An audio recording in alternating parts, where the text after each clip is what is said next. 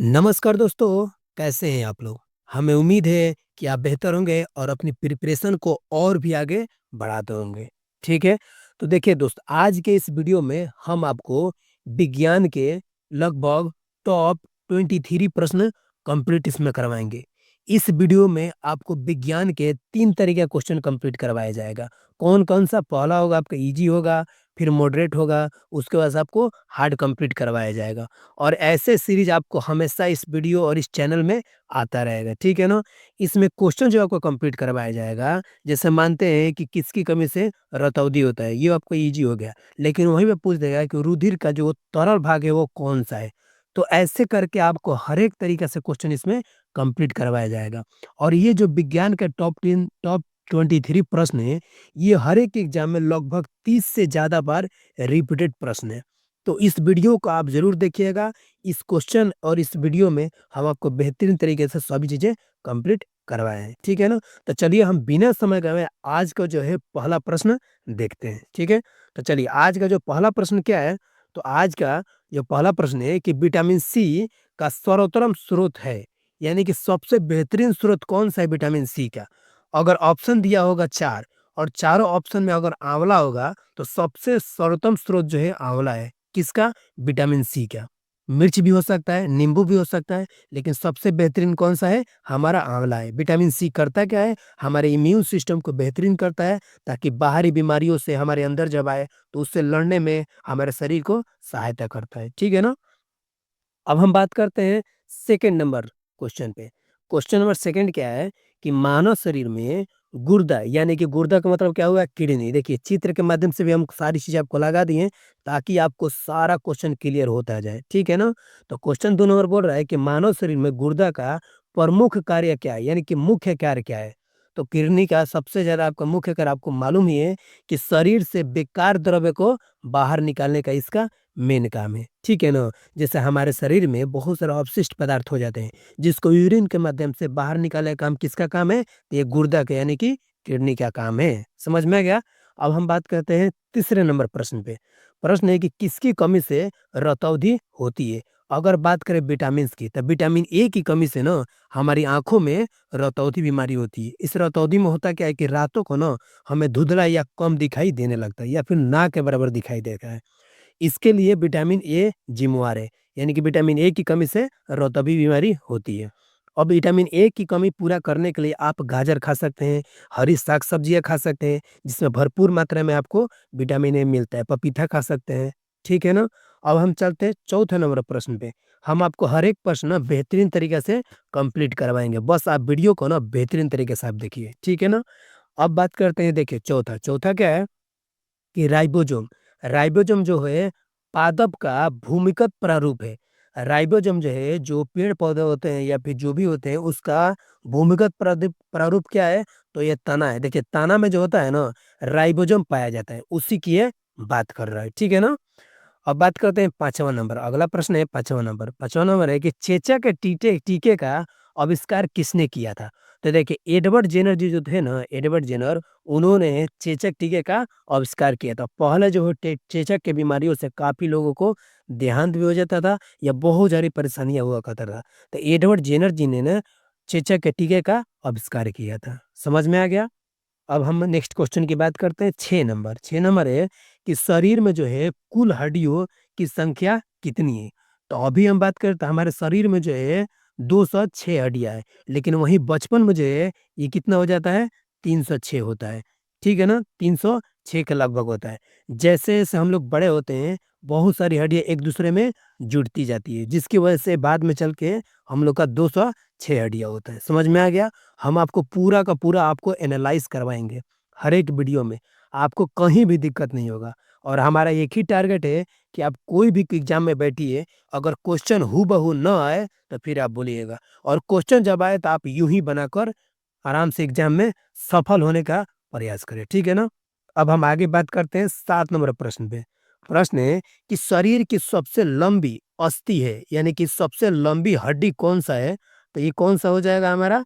Femur, यानी कि जांघ की हड्डी। देखिए, ये हुई हमारा जांघ की हड्डी, यहाँ से लेके यहाँ तक। ये जो है हमारे शरीर की सबसे लंबी हड्डी है, उसको अस्थि बोलिए या हड्डी बोलिए, ठीक है? ठीक है ना? अब हम बात करते हैं 8 नंबर प्रश्न यानी कि 8 नंबर। प्रश्न क्या है कि शरीर में सबसे मजबूत हड्डी कौन-सी है?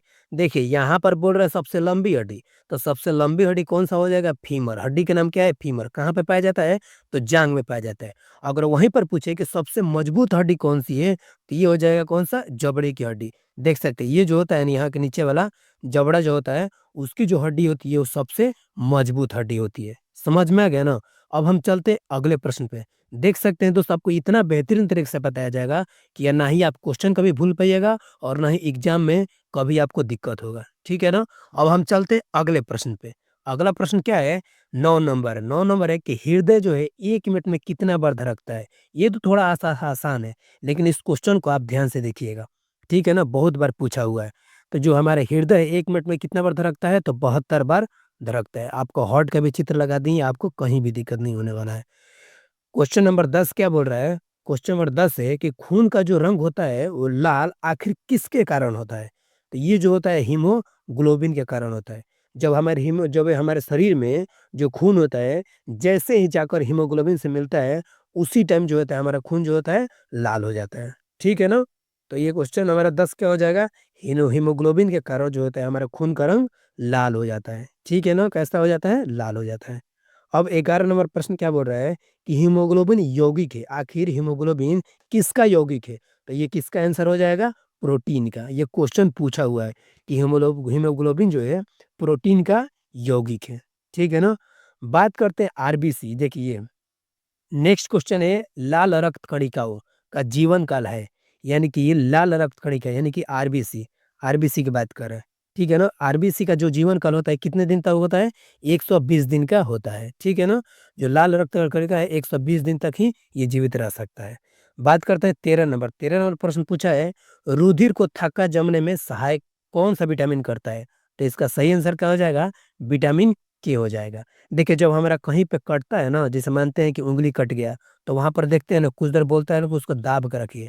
जब दाब के रखने के बाद क्या हो जाता है वहाँ पे क्लॉटिंग हो जाता है, जिसको बोला जाता है थक्का जमने लगता है। वो किसकी वजह से होता है? विटामिन के की वजह से थक्का जमने लगता है। अगर वहीं पे विटामिन के मौजूद ना हो तो हमारा थक्का जो है जमने में काफ़ी परेशानियाँ हो सकता है। ठीक है ना? मतलब होने के लिए तो और भी बहुत सारी चीज़ें इंक्लूड है, लेकिन प्रश्न के हिसाब से देखा जाए तो विटामिन के के बारे में बात कर रहा है, तो विटामिन के जो है रक्त को थक्का जमने में काफ़ी सहायक करता है। ठीक है ना?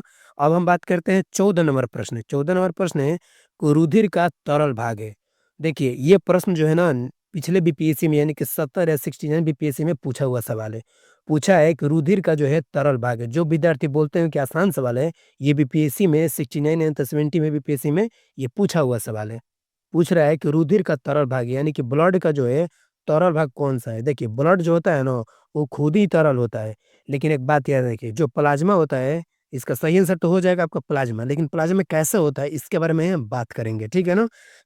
देखिए, टोटल मानते हैं कि ब्लड जो है हमारा 100% है, ब्लड, ठीक है ना? लेकिन इसका जो होता है 40 सॉरी 50% जो होता है 55% ये जो परसेंट होता है, ये कितना होता है ये? प्लाज़्मा का होता है, ठीक है ना? प्लाज़्मा का होता है 55%। वहीं पे बात करें, ये 45% जो होता है 45% इसमें जो होता है ना, ये कोशिका होता है। क्या होता है? कोशिका होता है, ठीक है ना? कोशिका होता है, जिसमें कौन-कौन सा कोशिका होता है? आरबीसी हो गया, ठीक है ना? उसके बाद से डब्ल्यूबीसी हो गया, उसके बाद से प्लेटलेट्स हो गया, ठीक है ना? प्लेटलेट्स हो गया। यानी कि कहने का मतलब क्या 55% जो होता है पूरे ब्लड में, तो 100% मारते हैं पूरे ब्लड को मान लीजिए, तो 55% जो होता है उसमें प्लाज़्मा होता है और उसके बाद बचा 45% तो इसमें कौन-सा होता है? कोशिका होता है। कोशिका में कौन-सा? आरबीसी, डब्ल्यूबीसी, प्लेटलेट्स होता है। अब बात करते हैं प्लाज़्मा जो 55% होता है, इसमें 90% सिर्फ़ क्या होता है? पानी होता है। इसीलिए क्वेश्चन जो है तरल भाग की बातें करता है। तो तरल भाग पूछ रहा है तो 5% जो होता है वो प्लाज़्मा होता है, जिसमें 90% जो होता है 55% के अंदर जो 90% होता है उसमें जो है प्लाज़्मा पानी के रूप में होता है। समझे ना बात को? इसीलिए जो है ये बातें कर रहे हैं। समझ में आ गया? तो यही एक बार और हम इसके बारे में बता रहे ताकि समझ में आ जाए। ठीक है ना? यानी कि रुधिर का तरल भाग कौन-सा होता है? तो प्लाज़्मा होता है। प्लाज़्मा क्यों होता है? हम आपको बता दिए, एक बार ध्यान से समझ लीजिएगा। क्वेश्चन नंबर 15 क्या बोल रहा है कि रक्त समूह में स्वरोदाता और स्वरोग्राही है, यानी कि स्वरोदाता कौन सा है? तो वो जो है ऐसा ग्रुप रॉक रक्त समूह है यानी कि ब्लड ग्रुप है जो कि सभी को खून दे सकता है, यानी कि इसी को बोला जाता है सर्वदाता। और सर्वग्राही यानी कि सभी से खून ले सकता है, वो कौन सा है? ए बी है, यानी कि ब्लड ग्रुप ए बी है। ठीक है ना? अब बात करते हैं 16 नंबर सवाल। 16 नंबर बोल रहा है कि पित्त उत्पन्न होता है, ठीक है ना? किस अंग से उत्पन्न होता है? तो यकृत में जो है पित्त उत्पन्न होता है, ठीक है ना? इसी को बोला जाता है आपको गॉल ब्लैडर में ये क्या होता है? जाके स्थिर होते हैं, ठीक है ना? यानी कि यकृत से निकलता है, यकृत के जस्ट नीचे जो होता है ना, एक गॉल ब्लैडर होता है, ठीक है ना? उसी में जाके स्टोर होता है पीते, ठीक है ना? जो हमारे वसा को पचाने में काफ़ी मदद करता है। तो उत्पन्न तो होता है यकृत से, यहीं पे एक होता है गॉल ब्लैडर, उसमें जाके स्टोर होता है, उसके बाद धीरे-धीरे, धीरे-धीरे स्रावित यानी कि जाते रहता है, ठीक है ना? हमारे डाइजेस्टिव सिस्टम हो गया, छोटी आँत है उसमें ये वसा हो गया या बहुत सारे से थी आपको डाइजेस्टिव सिस्टम को पचाने में मदद करता है, ठीक है ना? अब हम बात करते हैं अगले प्रश्न पे, 17 नंबर प्रश्न पे। 17 नंबर प्रश्न क्या है? 17वाँ प्रश्न है कि जो स्वस्थ मनुष्य होता है उसका बीपी यानी कि रक्तचाप, इसको बोला जाता है ब्लड प्रेशर, कितना होता है? तो 120/80 होता है, ठीक है ना? 120/80 होता है। इसके बीपी की बात करने की, रक्तचाप की बातें कर रहे हैं। देखिए, जब किसी भी व्यक्ति में ब्लड प्रेशर कम होता है यानी कि बीपी देखते होंगे ना, बोलता है कि बीपी कम हो गया। तो बीपी कम होने के बाद लोगों को चक्कर आने लगता है, जल्द-जल्द थकान होने लगता है, उसमें बीपी कम हो जाता है, जिसकी वजह से होता है बहुत सारे लोग नमक पानी पी लेते हैं, जिससे बीपी फिर बराबर हो जाता है, ठीक है ना? बहुत सारे लोगों में बढ़ भी जाता है, बहुत सारे लोगों में घट भी जाता है, तो उसी को बोला जाता है ब्लड प्रेशर या फिर बीपी बोला जाता है, ठीक है ना? हिंदी में इसको रक्तचाप बोला जाता है। तो स्वस्थ मनुष्य का रक्तचाप कितना होता है? 120/80 होता है। इसको आप ज़रूर ध्यान में रखिएगा। 18 नंबर प्रश्न क्या बोल रहा है कि रक्त से अशुद्ध पदार्थ को अलग करता है। आखिर कौन-सा हमारे रक्त में से अशुद्ध पदार्थ अलग करता है? तो वृक्क करता है, यानी कि किडनी करता है, जो कि आपको बताए थे पिछले में प्रश्न में भी। किडनी जो है हमारे शरीर का फ़िल्ट्रेशन करके यूरिन के माध्यम से जितने भी अपशिष्ट पदार्थ हैं, उसको बाहर निकालने का काम करता है। ठीक है ना? अब बात करते हैं 19 नंबर सवाल। हम आपका बिल्कुल समय नहीं गँवाएँगे दोस्त। इतना बेहतरीन तरीके से ना और इतना एनालाइज़ करवा के यूट्यूब पे कोई नहीं बताएगा। ठीक है ना? हर कोई ऑनलाइनर करा के आके निकल जाते हैं। लेकिन हम आपको हर एक वीडियो में बेहतरीन तरीके से बताने का काम करेंगे। और जिनको भी आसान लग रहा है कमेंट बॉक्स में बताइएगा कि आप कितना सही आंसर कर पाए हैं इसका। ठीक है ना? अब बात करता हूँ 19 नंबर। 19 नंबर सवाल है कि शरीर की सबसे बड़ी कोशिका कौन-सी है? तो सबसे बड़ी कोशिका कौन-सी है? तो तंत्रिका तंत्र के। हमारे शरीर के सबसे बड़ी कोशिका का बात करेगा तो तंत्रिका तंत्र है। अगर बात करें कि शरीर के सबसे छोटी कोशिका का बात करेगा तो जो हमारा स्पर्म है वो सबसे छोटी कोशिका है। ठीक है ना? हम आपको सारी चीज़ें एनालाइज़ करवाते हुए चलेंगे। अब बात करते हैं 20 नंबर। 20 नंबर बोल रहा है कि हाइड्रोफोबिया संबंधित है। आखिर हाइड्रोफोबिया संबंधित किससे है? तो देखिए, ये कुत्ते के काटने से यानी कि कुत्ते के काटने से ये बीमारी होता है, ठीक है ना? जिसको बोला जाता है हाइड्रोफोबिया। अब ये कुत्ते के काटने से तो हाइड्रोफोबिया बीमारी होता है, लेकिन आखिर किस वायरस की वजह से होता है? तो इसको बोला जाता है रेबीज वायरस की वजह से। कौन-सा? रेबीज। इसको ज़रूर आप ध्यान में रखिएगा। ये क्वेश्चन जो है बार-बार पूछता है, ठीक है ना? तो रेबीज जो है ये वायरस है। इसी वायरस की वजह से हाइड्रोफोबिया बीमारी होती है। ये रेबीज वायरस जो होता है ना, ये कुत्तों में पाया जाता है, ठीक है ना? और ये जब कुत्ते काट लेते हैं, तब मनुष्य में भी ये वायरस आ जाता है, जो कि कुछ ही दिनों में उसमें बहुत ज़्यादा पनपने लगता है और बाद में चलकर हाइड्रोफोबिया बीमारी होती है और ये काफ़ी खतरनाक बीमारी होती है। अधिकांश तौर पे इसमें लोगों को बचना काफ़ी मुश्किल होता है। इसीलिए जैसे ही कुत्ता काटे, आप तुरंत रेबीज का टीका लगवाइए। रेबीज का टीका अगर लगवा लेते हैं, तो आपको हाइड्रोफोबिया बीमारी नहीं होगा। इसमें हाइड्रोफोबिया बीमारी में क्या होता है, अंधेरे से डर लगता है। आपको प्यास तो लगेगा, लेकिन पानी जैसे पीजिएगा आप कुत्ते के जैसा हाँफने लगिएगा या फिर उसी के जैसा आवाज़ निकालने लगिएगा। तो ऐसे-ऐसे चीज़ों से बच के रहना चाहिए और अपना ख़्याल भी रखना चाहिए, ठीक है ना? तो समझ में आ गया ना कि हाइड्रोफोबिया बीमारी किससे संबंधित है? तो कुत्ते के काटने से संबंधित है। और किस वायरस से होता है? तो रेबीज वायरस से होता है, ठीक है ना? अब बात करते हैं 21 नंबर सवाल। सवाल है कि वायरोलॉजी संबंधित है। आखिर वायरोलॉजी किससे संबंधित है? ये विषाणुओं के अध्ययन से संबंधित है। पिछले वीडियो में भी ये क्वेश्चन कंप्लीट करवाए थे। ये वीवीआई था, इसीलिए फिर से दोबारा इसको कंप्लीट करवा दिए, ठीक है ना? तो वायरोलॉजी संबंधित है, विषाणुओं से संबंधित है। व स वायरोलॉजी वि से विषाणु, ठीक है ना? ये टिक से भी आप याद रख सकते हैं, ठीक है? अब बात करते हैं 22 नंबर। 22 नंबर है कि खून थक्का नहीं जमता, यानी खून का जो थक्का है, किसकी वजह से नहीं जमता है? तो ये देखिए, बीमारी का नाम है हीमोफीलिया रोग में। हीमोफीलिया अगर किसी को हो जाता है ना, तो उसमें खून का जो है थक्का नहीं जमता है, जैसे कट फट गया तो वहाँ पर खूने का थक्का नहीं जमेगा। तो वो कौन सा रोग है? हीमोफीलिया। ये अधिकांश तौर पर जेनेटिक्स बीमारी है, जैसे कि अगर हमारे माता-पिता में है ये बीमारी, तो अधिकांश तौर पर उनके बच्चे में भी ये बीमारी आ जाती है। तो इसी को बोला जाता है हीमोफीलिया रोग में, ठीक है ना? अब बात करते हैं 23 नंबर। 23 नंबर जो है काफ़ी ये भी वीवीआई प्रश्न है, ठीक है ना? इसको आप ज़रूर ध्यान से देखिएगा। ये ट्राइकोमा एवं ग्लूकोमा रोग संबंधित है। तो ये देखिए ये कैसे है? ये आँख से संबंधित है। ये आँखों से संबंधित बीमारी है। कौन-सा है? ट्राइकोमा और ग्लूकोमा। ये किससे संबंधित है? तो आँखों से ये बीमारी संबंधित है, ठीक है ना? तो दोस्त देख सकते हैं आपको टॉप 23 प्रश्न आपको इस वीडियो में बेहतरीन तरीके से कंप्लीट करवाए हैं। अगर कहीं भी आपको दिक्कत लग रहा है, आप कमेंट बॉक्स खुला हुआ है, आप दिल से अपना कमेंट रखिए उसमें, अपनी राय बताइए कैसा वीडियो लगा और कितना प्रश्न आप सही करें, ये आप ज़रूर बताइएगा, ठीक है ना?